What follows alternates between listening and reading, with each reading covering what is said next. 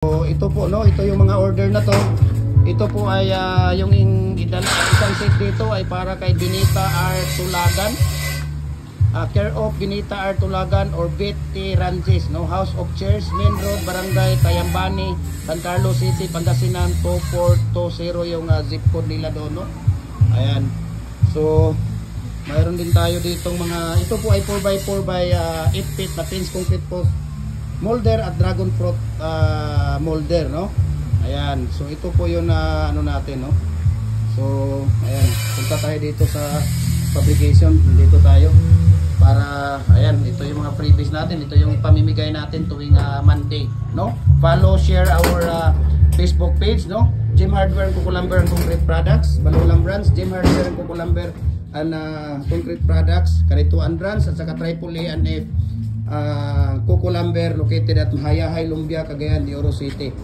Ayan, so sa ating personal Facebook account, Felix Tan Pagikan Jr. at saka sa ating YouTube, Jim Hardware and Kukulamber and Concrete Products, at saka sa ating Instagram account, Felix_Pagikan 2000. So ang dami dito, no? Ayan, gumagawa sila dito ng number 4 nga double commercial. Ayan, mayroong single dito na 4. Mayroong mga double dyan, no? At inahatid nila doon sa ano natin, doon sa ating sasakyan yung mga tawag dito, no? So tingnan natin sila dito. Doon tayo sa ibabaw, no? Tingnan natin yung tawag dito.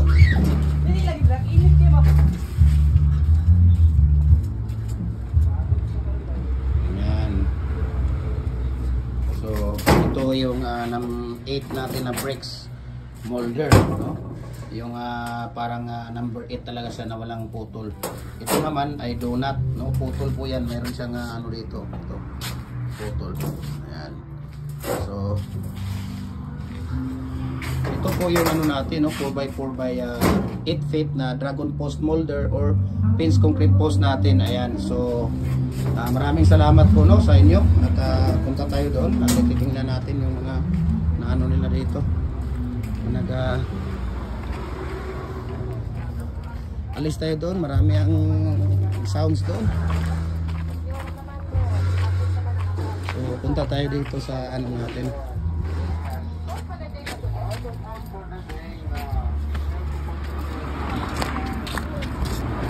Pwede naman ninyo abrihan, kuya. Giabrihan ninyo niya. Ayan. So ito po yung ano natin, no. 6 na set po ito, no. 6 na set. 4x4 by tawag ito.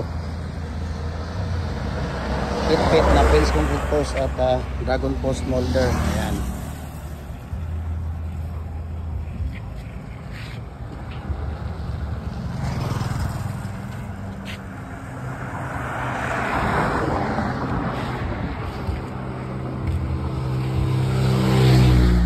So kinarga nila dito, no, yung tawag dito.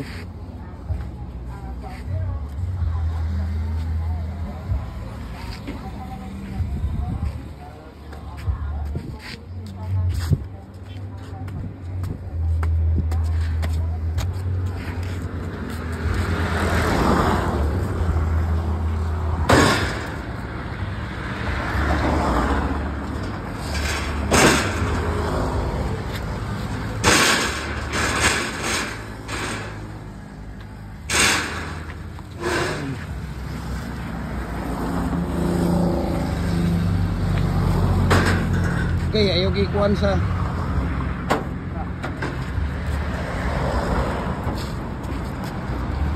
so ayan na, kumpleto na yung 6 na set natin, no? Ayan, so maraming salamat sa kanila at God bless po, no?